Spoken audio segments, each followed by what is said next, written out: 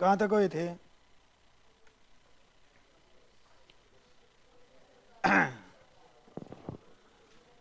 उत्तरी सरकार तक। पूर्वी तट का क्या नाम था यहाँ? कोरोमंडल तट। और कन्याकुमारी का क्या नाम रखा गया था? Cap coumarin. और इसको क्या बोलेंगे आगे? डेल्टा क्षेत्र। और इसी का नाम क्या रखा गया है? उत्तरी सरकार। ये डेल्टा क्षेत्र भी है और इसका नाम क्या है? उत्तरी सरकार। महेंद्रगिरी पर्वत कहाँ पर है? बोर्ड पर। कहाँ पर है? बोर्ड पर है। उड़ीसा। याद रखना है, उड़ीसा। सम्राट अशोक के पुत्र के नाम से है ये महेंद्रगिरी पर्वत। सम्राट अशोक का बेटा था महेंद्र, जो बौद्ध धर्म प्रचार के लिए निकला था। ठीक है, तो उसी के नाम से है महेंद्रगिरी पर्वत। घाट क्या है? पठारों की ढलान है। क्या हो गया? उड़ीसा का पुराना नाम है कलिंग, और कलिंग का आधुनिक नाम है उड़ीसा।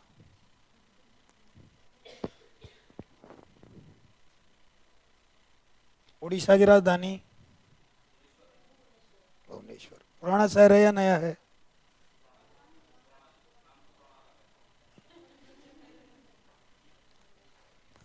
आजादी के बाद प्लांट शहर बनाए थे, प्लान किए थे। शहर थे नहीं, प्लान करे थे वो यहाँ शहर बनाएंगे। पहला भारत में बनाया था चंडीगढ़, और दूसरा भुवनेश्वर था। भुवनेश्वर, गांधीनगर, ये प्लान किए थे शहर। यहाँ कोई गांव गुंग शहर सुर कुछ नहीं था, खाली जमीन थी। वहाँ पर शहर बसाया, जैसे उड्डा सेक्टर काटता है ना, वो तो काटता भाई ये शहर है तो नया शहर बना दे, हो आगे ही ले जा गए। लेकिन ये तो बिल्कुल ही जमीन थी, वहाँ पर एक नया शहर बसाया गया था। इस तरह से व्यवस्था की गई थी। अच्छा, बना रहे हो? बनाओ बनाओ बनाओ। करो करो करो करो, ठीक से नहीं आई जाएंगे, भाग गई। हाँ जी। पूर्वी घाट और पश्चिमी घाट जहाँ मिलते हैं वो कौन सी पहाड़ियाँ हैं? नीलगिरी की पहाड़ियाँ। और सबसे ऊंची चोटी का नाम दोदा बेटा या डोडा? डोडा बेटा, डोडा बेटा, डोडा बेटा, जो भी है वो वहीं पर मिलेगा। इस तरह से याद रखना है। नीलगिरी की पहाड़ियों के को क्या कहा जाता? पहाड़ियों की रानी। और इस पहाड़ी की कौन सा स्थान प्रसिद्ध है? ऊटी। और उस ऊटी को आजकल क्या नाम रख दिया गया? उदक मंडलम। क्या नाम रखा? उदक मंडलम।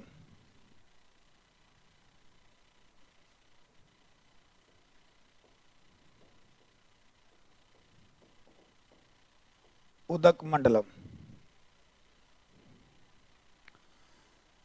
एक बार तसल्ली से देख लो, ऐसा लगेगा जैसे घूम का यहाँ यहाँ गए हैं। ये तो जाने पछाना दिखने लग गया होगा अपना।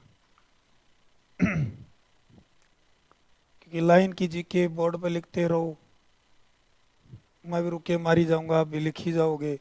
ऐसा लगा कि तो नहीं गए बेंच पे यहाँ। अब ऐसा लगता है जैसे पूरे भारत के दर्शन होने लग रहे, बिना पीछे जाने लग रहे हैं। कोई समस्या नहीं। पैसे लग रहे हैं,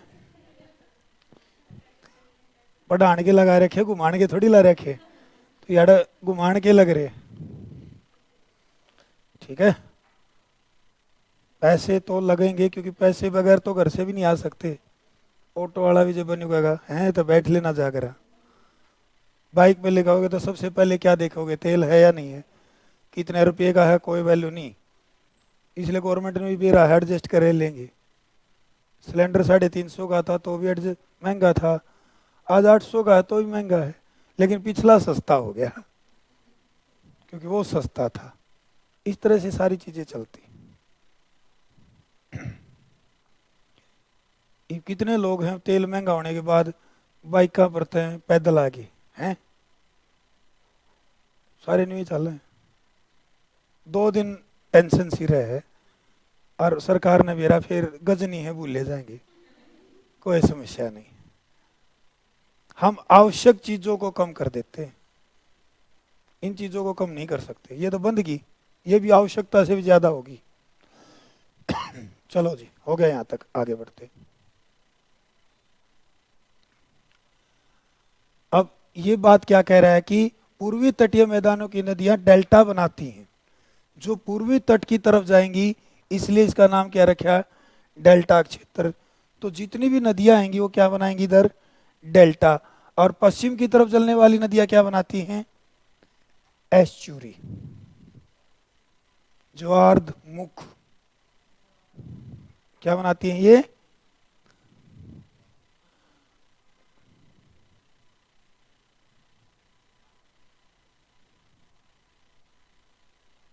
क्या बनाएंगी भाई, एस्चुरी।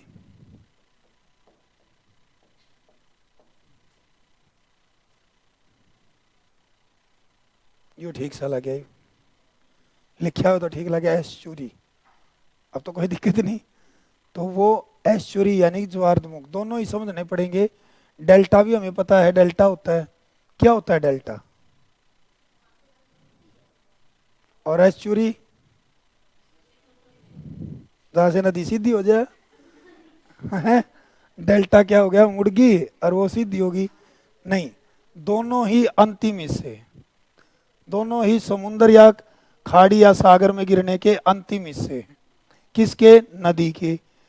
अब इधर जो नदी आएगी वो क्या बनाएगी, डेल्टा, और इधर जो नदियां आएंगी वो क्या बनाएंगी, एस्चुरी।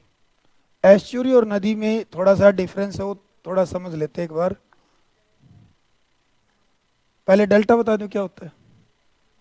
अब ये नदी आई, चल रही है, हाँ जी सुनना एक बार, देख नदी आ गई है, डूब जाएंगे ना। नदी आई, अब यह नदी की अवस्थाएं क्या होती है, एक तो युवा अवस्था होती है, उस टाइम पर नदी क्या करती है, मिट्टी का कटाव अपर्दन। फिर क्या करेगी नदी, जब वृद्धावस्था में हो जाएगी, वृद्धावस्था में हो जाएगी तो मिट्टी बिछाएगी, उस जो बिछाएगी उसके अंदर क्या होगा, डेल्टा बनेगा। अब उसके अंदर इतनी ताकत नहीं रही कि वो मिट्टी को लेकर चल सके, तो वो क्या करेगी, उसको छोड़ देगी। अब उसमें बहाव भी नहीं रहा, तो कभी चलेगी कभी रुकेगी कभी चलेगी, इस तरह से वो क्या हो जाएगा, वो शाखाओं में बंटना स्टार्ट हो जाएगी। ये जो समुन्द्र से पहले, मिलने से पहले का जो फैलगी नदी, तो इसको ही क्या बोलते हैं, इसको ही डेल्टा कहा जाता है। इसको क्या बोलेंगे, डेल्टा। मतलब जैसे जड़ें फैलती हैं, नदी ने ऐसा अपना रूप बना लिया, उसको क्या बोलेंगे हम, डेल्टा।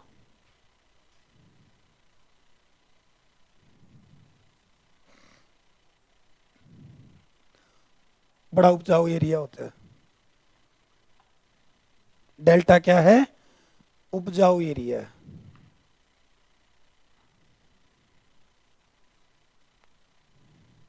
तो पूर्व की तरफ बहने वाली नदियां क्या बनाती हैं, डेल्टा बनाती हैं।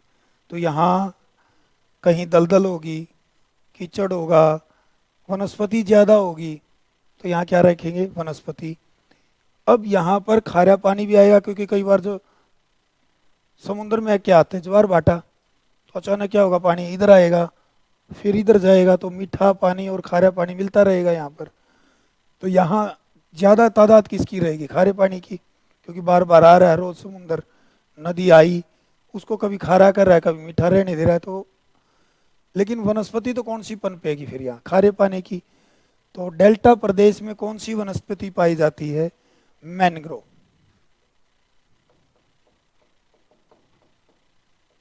मैनग्रोव, मैनग्रोव क्या है, खारे पानी की वनस्पति को मैनग्रोव कहते हैं। तो डेल्टा प्रदेश में जो वनस्पति होगी उसको क्या बोलेंगे हम, मैनग्रोव। यहाँ क्या हो जाएंगे धीरे धीरे, मैनग्रोव वन, खारे पानी की वनस्पति को क्या कहेंगे, मैनग्रोव।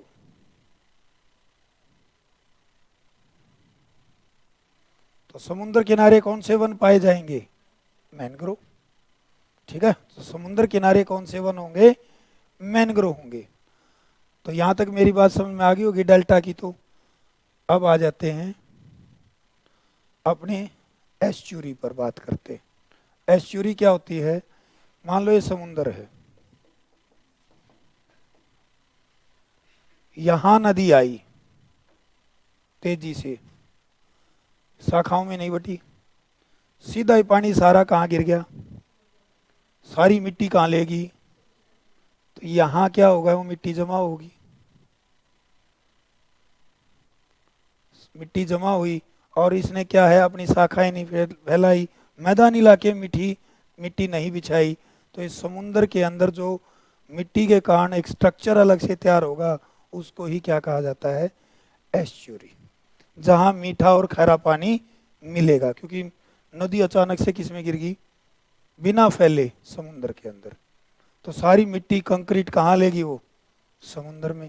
और वहाँ पर द्वीप भी बन सकता है, तो वो क्या बन कहलाएगा? जलीय जीवों के लिए अच्छा हो जाएगा। तो जलीय जीवों के लिए उत्तम स्थान है एस्चुरी। मछली पालन के लिए अच्छा स्थान हो जाएगा कौन सा? एस्चुरी। क्योंकि यहाँ खारे पानी में रहने वाली मछलियां मिल जाएंगी, मीठे पानी वाली भी मिल जाएंगी। क्यों? बीच से का पानी रह गया, वह नींबू नींबू डालना है। मीठा पानी भी है, खारा नमकीन पानी भी है। तो यहाँ क्या है? यहाँ एक द्वीप का निर्माण हो गया। हाँ जी, पश्चिम की तरफ बहने वाली एक आदि नदी का नाम बताना जो एस्चुरी बनाती है। नर्मदा, नर्मदा, ताप्ती, तो मेन है नर्मदा। नर्मदा नदी ने एक एस्चुरी बनाई यहाँ पर, और एक द्वीप बन गया जिसका नाम है सर क्रीक।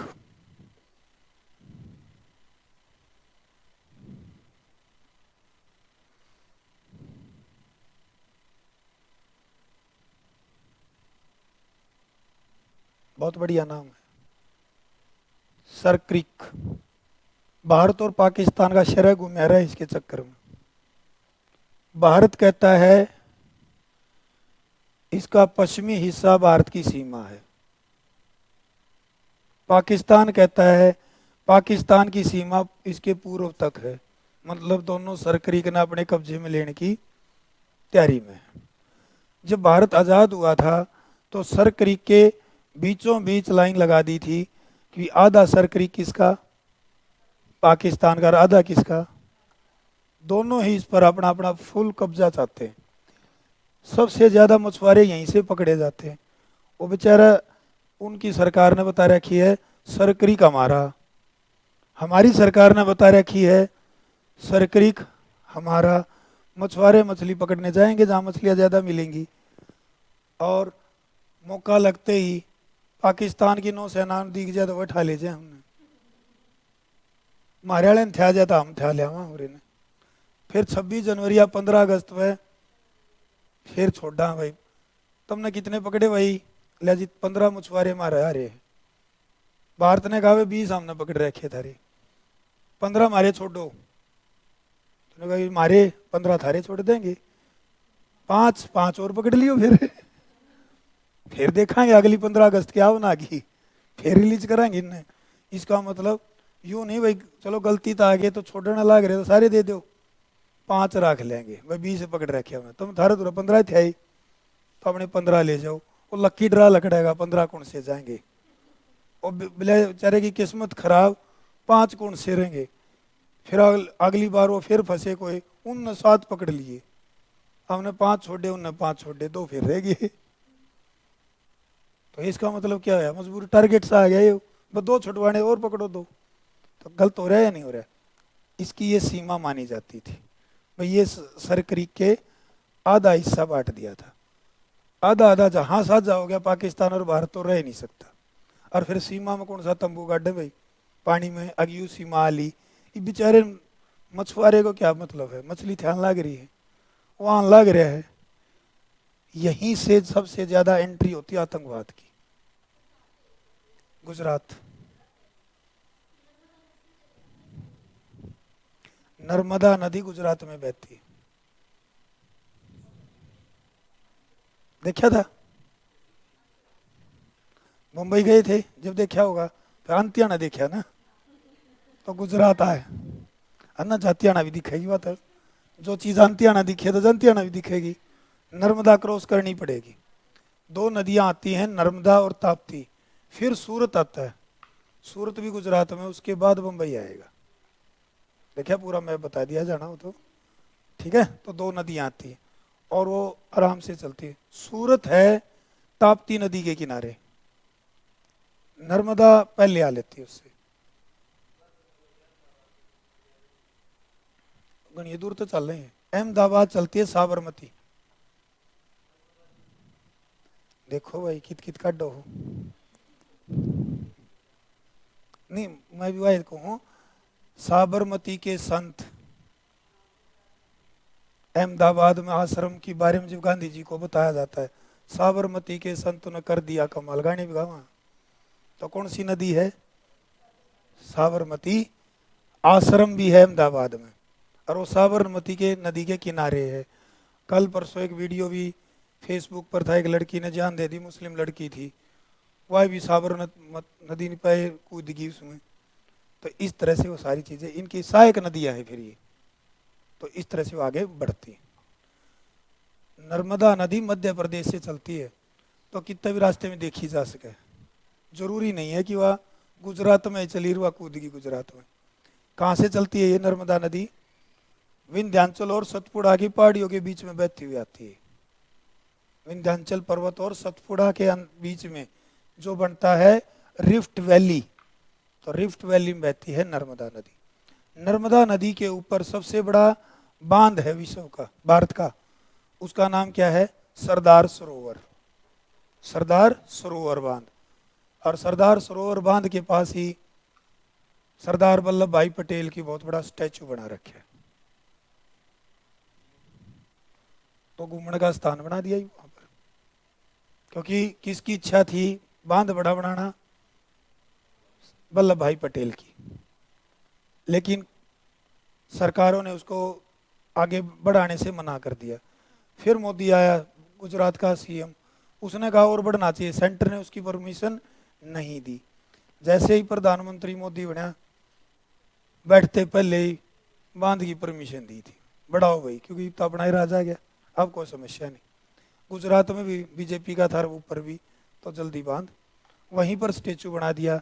इसलिए सरदार वल्लभ भाई पटेल की जो फोटो का मुंह भी कर रखा बांध की तरफ, और वो बता हुआ है अकबर वालिया ने कर लोगे करोगे। तो इस तरह की भी सेंस है।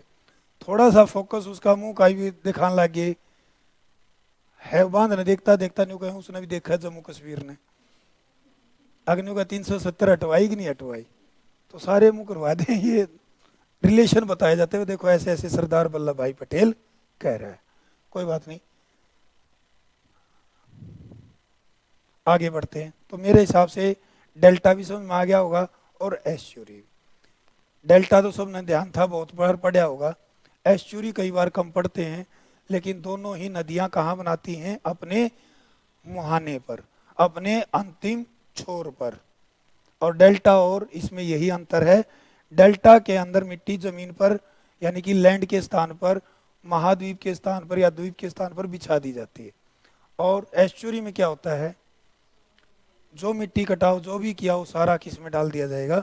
समुद्र। समुद्र उसका पीछे न फेंकेगा, वो आगे ने।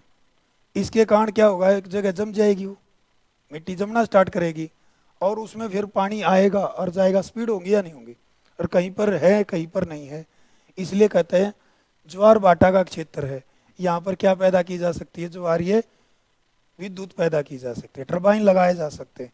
तो गुजरात बहुत बड़ा हब बन सकता है यहाँ पर इलेक्ट्रिसिटी निकालने का, पैदा करने का। ठीक होगा जी। यहाँ एक तरह से ये है कच्छ की खाड़ी, जो इसके बीच में है, ये कौन है? कच्छ की खाड़ी है। नर्मदा नदी किस में गिरती है? खंबात की खाड़ी में गिरती है। ये खंबात की खाड़ी है। यहाँ दमन से भी आगे है मुंबई, मुंबई थोड़ा और आगे ही मिले। दमन से भी आगे। आगे बढ़ते,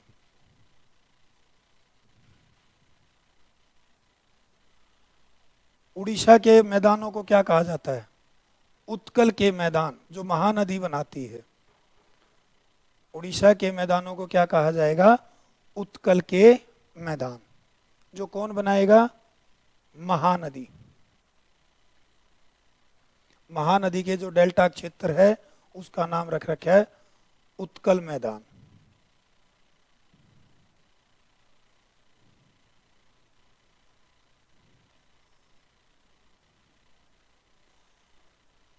महानदी को और किस रूप में जाना जाता है? हाँ जी, कौन सा? कौन सा बांध भाई? हथनी कुंड बांध तो अपना है, यमुनानगर में है भाई हथनी कुंड बांध। हाँ बिल्कुल, बांध तो है, हीरा कुंड बांध है। कौन सा बांध है?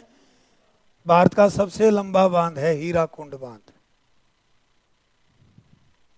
भारत का सबसे लंबा बांध हीरा कुंड बांध है, हीरा कुंड डैम। महानदी को उड़ीसा का शोक कहा जाता है। महानदी को और क्या कहा जाता है? उड़ीसा का शोक, दुख देने वाली नदी, बाढ़ लाने वाली नदी, शोरो ऑफ उड़ीसा। कई बार कोसी याद रहे हमारे, क्यों याद रहता है? बिहार का अशोक कई बार याद करवा रखे है। ये कई जगह के शोक पैदा हो गए जो अलग अलग नुकसान करते रहते हैं, लेकिन एकदम से आ जाए उड़ीसा का शोक ना बताऊँ या क्लास में डिस्कस ना हो तो एकदम से शोक ना मानते कोसी नहीं भर दें ठाकर, यह पाओगे। वो बिहार का शोक है, ये कहाँ का है? एक दामोदर नदी भी शोक है, कहाँ का? पश्चिम बंगाल का शोक बोलते दामोदर नदी को। इलेक्शन हो रहे कि क्वेश्चन पूछ ले, कौन सी नदी? दामोदर। दामोदर नदी को पश्चिम बंगाल का शोक कहते हैं।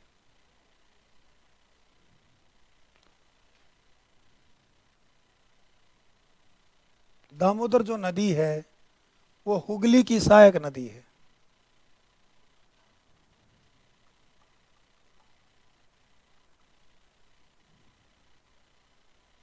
किसकी सहायक नदी है? हुगली।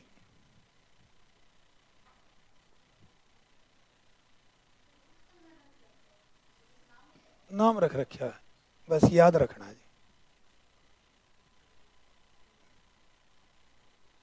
क्या लिखा? हरियाणा ने क्वेश्चन पूछा था इस पे। पूर्वी तटीय मैदानों का विस्तार पश्चिमी तटीय मैदानों की अपेक्षा अधिक है। यह हरियाणा ने क्वेश्चन डाला था। कथन निष्कर्ष मतलब कौन सा सत्य है और कौन सा असत्य है। तो यहाँ पर उन्होंने ऑप्शन दे दिया, मतलब ऐसा बना दिया पूर्वी तटीय मैदानों का विस्तार पश्चिमी तटीय मैदानों से कम है, इस तरह से क्वेश्चन को बना लेता है। तो यह क्या याद रखना है? किसका विस्तार अधिक है? पूर्वी तट का मैदानों का विस्तार अधिक है, दिखण भी लग रहा है, और यहाँ कम है, जो कि कृषि की दृष्टि से अच्छा है। इसलिए जनसंख्या भी ज़्यादा कहाँ रहती है?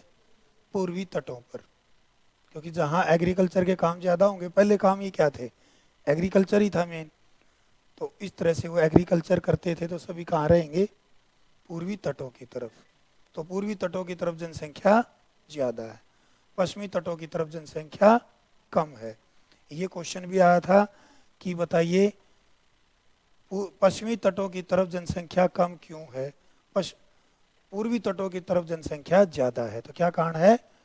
इनका मैदानों का विस्तार और जो कृषि योग्य क्षेत्र बन जाता है। एग्रीकल्चर की दृष्टि से, कृषि की दृष्टि से अच्छा क्षेत्र बन गया।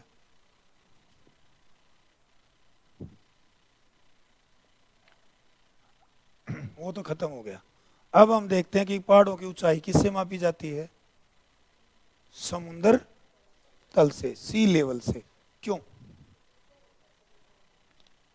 हर जगह इक्वल होता है। और भारत में कहां से लिया जाता है? क्योंकि हर जगह समुद्र इक्वल नहीं होता, एवरेज ली जाती है। तो जहाँ एवरेज ही सेट हो जाए तो उस स्थान को ही बेस मानकर, जैसे वही कह देते हैं माउंट एवरेस्ट कितना ऊंचा है, 8,848 मीटर। तो किससे? समुद्र तल से। अपना जींद के स्टेशन में जाएंगे उड़ा भी लिखा पाओगा, या किससे? समुद्र तल से। आजकल एग्जामिनर पूछने लगे कौन से समुद्र तल से, वो स्थान कौन सा, बेस कहाँ से लिया। अपन कितने ले ले तो जाल उठ रही हो, कितने तो ले ले, ऊंचा नीचा आई बरिया गड़बड़ हो जाएगी। तो बेस होना जरूरी है। तो वो कौन है, ये याद रखना। चेन्नई का तट, भारत में चेन्नई तट स्थित समुद्र को क्या लिया गया है, बेस लिया गया है। वहां से उठाया जाता है कितना ऊंचा। जब भी आप स्टेशन पे जाओ और वहां लिखा हो समुद्र तल से इतना ऊंचा, रुक्का मार के कहियो चेन्नई के समुद्र तल से इतना ऊंचा, आपको याद हो जाएगा। पड़ोसी भी कूद का पड़ा कि है, फिर अपना टॉपिक मिल जाएगा, फिर उन्हें समझाते ले जाएंगे ट्रेन में। कम से कम चुगली करने तो पीछा छूटेगा, पढ़ाई का रिवीजन हो जाएगा। वैसे ये बहुत चुगली गलत है, गॉसिप नया शब्द आ गया इसका, करते हैं सारे कर रहे हैं। अरे फोन पर 10 मिनट तक पहले फालतू बात करके दिखा दो बिना किसी की चुगली करी, को टॉपिक के बीच में फंस जाता है, 1 घंटा हो जाए फिर तो चार्जिंग लाला का भी है, फिर नहीं छूटता है। और ना तो 2 या 3 बात है वो ठीक से, सारा कुणबा ठीक से कई एक नाम लोगे हैं, और फिर किसी का मैं थ्या गया नाम फलाना ईसा दकड़ाया जी साज, ठीक है कोई बात नहीं, हो जाता है। तो लेकिन आप अपनी पढ़ाई पर लेकर चलाएंगे तो क्या होगा, छेड़ दो अगले ने, स्टेशन पर जाना है, दिल्ली तक ही जाना है, टॉपिक थे गया, उन्हें वही क्या लिखो समुद्र तल से, नहीं समुद्र तल नहीं, चेन्नई के समुद्र तल से। अगला फिर पूछा यू के है, ट्रेन में बैठ फिर समझाते ले जाएंगे, रोहतक तक पकड़ाए दे उसने, समझाते समझाते तो ये सारी चीजें काम करेंगी। हाँ जी, ये और देखते हैं कि समुद्र तक हमारा एरिया कितना है, कहां तक जाएंगे। तो पहला लिखो प्रादेशिक समुद्री सीमा 12 समुद्री मील, प्रादेशिक समुद्री सीमा, क्वेश्चन बहुत आते हैं ये। प्रादेशिक समुद्री मील कितना है, इसी अक्षेत्र को सागर कहा जाता है, इसी अक्षेत्र को हम क्या बोलते हैं, सागर। मतलब जहां तक पानी आया उससे 12 समुद्री मील जाओ। 12 समुद्री मील का मतलब क्या है, 1.8 किलोमीटर। एक समुद्री मील किसके बराबर है, 1.8 किलोमीटर तक, क्योंकि समुद्र में भी तो ये नॉटिकल मील बोलते हैं इसको, समुद्री मील को सही क्या कहा जाता है, नॉटिकल मील। एक नॉटिकल मील बराबर है किसके, 1.8 किलोमीटर। तभी तो ना पाएंगे ना भाई, कहां तक इस एरिया में यदि कोई आएगा उसको हम क्या लगा सकते हैं, टैक्स भी लगावाएंगे, इस सीमा में जो आ गया उस पर टैक्स लगा देंगे, उस वो हमारी परमिशन से आएगा। अगला देखो,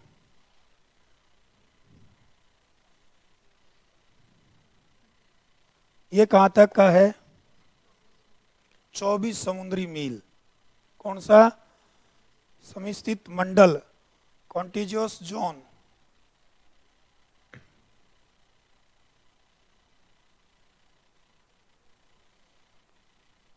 फाइनेंस अधिकार है हमारे यहाँ, वित्तीय अधिकार है, सीमा शुल्क लगा सकते हैं हम यहाँ तक, ठीक है। और इसकी साफ सफाई की जिम्मेवारी हमारी है, कदे कूड़ा कूड़ा गिरी जाए, नया द्वीप, यहाँ नए द्वीप बना सकते हैं हम, आर्टिफिशियल द्वीप बना सकते हैं।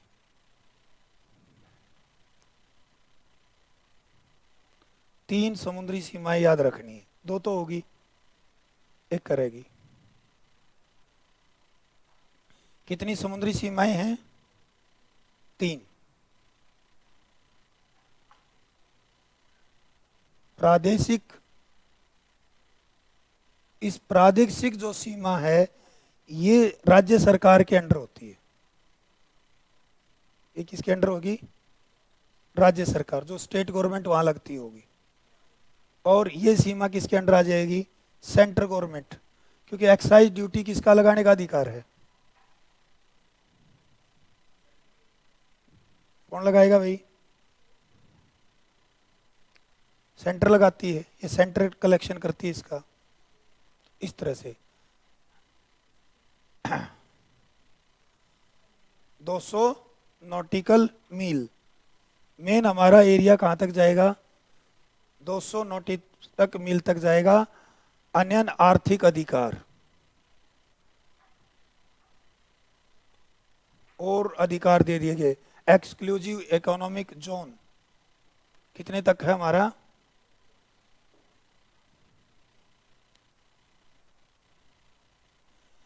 यहां हम वैज्ञानिक परीक्षण कर सकते हैं। मिसाइल दाग दूब का देख सका कितनी दूर तक गई, इस ताक का नहीं फेंकनी। यहां द्वीपों का निर्माण कर सकते हैं, स्थायी व्यवस्थाएं बना सकते हैं। लेकिन यहां से कोई समुद्री जहाज जाता हो उस पर टैक्स नहीं लाना है। अगर वो कहाँ आएगा? 24 नॉटिकल मील के एरिया में आ गया तो हम उस पर टैक्स लगाएंगे, नहीं तो उन्हें जान देंगे भाई कोई बात नहीं। परमिशन तो लेनी पड़ेगी उसने, क्योंकि हमारा एरिया है। लेकिन इस एरिया पर आप क्या नहीं लगा सकते? टैक्स नहीं लगा सकते। ये टैक्स फ्री एरिया हो जाता है। इसलिए लिखा है इसको एक्सक्लूसिव इकोनॉमिक जोन। ये इकोनॉमिक जोन से बाहर है। ठीक हो गया जी? कोई चीज ना समझ में आई हो वो तो आएगा ही होगी। ये किस किस ने पढ़ रखे हैं?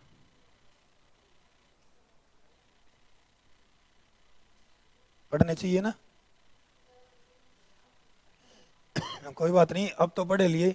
ईब भी नहीं का बेरा नहीं, ईब तो पढ़े हैं, है ना? मन ने थोड़ी पूछी है पहले के तो पढ़े। तो किस किस ने पढ़ लिए भाई? सब ने पढ़ लिए, वाह जी। तो सारे बैठे हैं, जो राड़ना ही बैठे। आजकल तो वर्चुअल भी चल रहे हैं और बेरा ने को पढ़े है ना पढ़े उड़े। लेकिन यहाँ तो हमने इनको समझ लिया। देखो दोबारा याद रख लो, 224 और 12, ये तीन चीज हैं। 12 के अंदर क्या आता है? प्रादेशिक, रीजनल, और कौन सा? समस्त मंडल, कॉन्टिजुअस जोन। जो कॉन्टिजुअस जोन है वो कहाँ तक है? 24। उसमें हम क्या क्या कर सकते हैं? सीमा शुल्क लगा सकते हैं। ठीक है, तो इस तरह की व्यवस्था काम करेगी। ये कौन सा जोन है? वैज्ञानिक है। यहाँ अपने किसी को जाना तो हमसे परमिशन लेनी पड़ेगी और वो निकल सकता है। ये इंटरनेशनल एरिया है, यहाँ से कोई जाओ कोई आओ, कोई रोक टोक नहीं रखनी। लेकिन सरकारें क्या करती हैं? यहाँ से कोई द्वीप ठह गया, उस पर कब्जा करके झंडा ला दिया, चलो 200 नॉटिकल मील। ये तो मेन लैंड का बताया। अगर द्वीप आ गया तो उसमें भी यूं काउंटिंग। अगले का हटा देता हूं, अगले के पास पहुंचा दे उसको अच्छे से। अब चाइना के जो दक्षिण चीन सागर है उसमें समस्या क्या है? चाइना ने क्या किया? 200 नॉटिकल मील मेरा भाई। लेकिन चाइना ने अपना कर दिया 200 नॉटिकल मील मेरा। फिलीपींस अड़ गया, किनारे पर आ गया फिलीपींस के। वो फिलीपींस का मेरा 200 खींच जाएगा, मैं तेरा नहीं है। अगला का मेरे चारों ओर समुद्र लगे, मेरा द्वीपों का संग्रह और मेरे किनारे पर बैठे है। चाइना ने कहा भाई मैं तो अपना 200 लूंगा, इतना देख ले कित पावा है। इसलिए कहते हैं चाइना दक्षिणी चीन सागर में दादागिरी करता है। ठाडे की तो दादागिरी होगी। फिर अमरीका हुआ बीच में, क्यों भाई इसका कित गया? तो कौन? ने कहा मेरे साथ ये अलायंस में है, नाटो में है। कहता जगह दे देना तो देख ले बम गिर देंगे। तो इसलिए वहां पर कौन भिड़े रहे हैं? चाइना और अमेरिका। अब 200 नॉटिकल मील था ही तो वहां तो दूसरे देश का द्वीप आ जाए है, तो वहां समझौता किया जाता है, आधा आधा बांट लो। लेकिन जो तगड़ा हो के कहेगा मैं तो पहले अपना चीज पूरी करता हूँ। समस्या समझ में आ गई है? ये इस तरह से। अब यहाँ पर हमारा वो कौन है, यहाँ लक्षद्वीप। लक्षद्वीप की जो नीचे है कौन सा है, मालद्वीप। मालद्वीप है। लक्षद्वीप भारत से दूर पड़ता है, मालद्वीप के नज़दीक है। अगर 200 नॉटिकल मील दिया तो मालद्वीप दूर जा पहुँचे। तो ये सारी चीज़ें। चाइना और भी तेज है, इस एरिया में वो ज़्यादा से ज़्यादा आर्टिफिशियल क्या बना रहा है, द्वीप बनाता है। और फिर आगे 200 नॉटिकल मील बढ़ जाए, 200 नॉटिकल मील तो रही जाएगा, फिर एक और आर्टिफिशियल द्वीप बना दे है। अने का भाई आगे और 200 नॉटिकल मील, वो आर्टिफिशियल द्वीप बनाता चला जाता है, क्योंकि उन्हें आदत है आर्टिफिशियल चीज़ बनाने की। अपने नहीं कर रहा, मैं वहाँ कह रहा हूँ। वो हर देश को सीमाएं खत्म कर रहे हैं, पूरा कहता है दक्षिण चीन सागर मेरा है। और अब तो वो उससे भी आगे बढ़ गया, जापान से भी आगे जाकर एक आर्टिफिशियल द्वीप बना दिया और वहाँ झंडा लगा दिया। क्योंकि इस इंटरनेशनल एरिया में जिसको पहले द्वीप जिसको देश को दिख गया और उसकी नेवी ने झंडा गाड़ दिया उसका, तो नेवी की जिसकी तगड़ी होगी वो झंडा लगा देगी। तो आ जाएगी या नहीं आ जाएगी। एक और द्वीप ढूंढना है, मैं नहीं बताता आज। एक ऐसा द्वीप है जो बांग्लादेश और भारत की जो सीमा रेखा है पानी वाली, उसके बीच में लग गया है। इन नहीं पंगे आऊँ, प्रकृति ने भी बांग्लादेश के लिए ठीक चल रहा था और वो द्वीप कहाँ लग गया, और सीमा में आया। वो भारतीय नेवी ने देख लिया, झंडा लगा दिया। ये वो मैप न्यू मोड रखा थोड़ा। और बांग्लादेश का भाइयों क्यों सीधी जाती है सीमा, तो कोई नहीं, ये द्वीप ने छोड़ते हुए लकड़ जाओ। तो जड़ा मारी चल आपा कराएंगे, जड़ा ना चल लगे तू काट ले और तकेला से। तो ये सारी चीजें चलती रहती, लेकिन कई बार प्रकृति भी ऐसे काम करती। तो चलो कोई नहीं, आज समझ में आएगा और इसको याद रख लेना।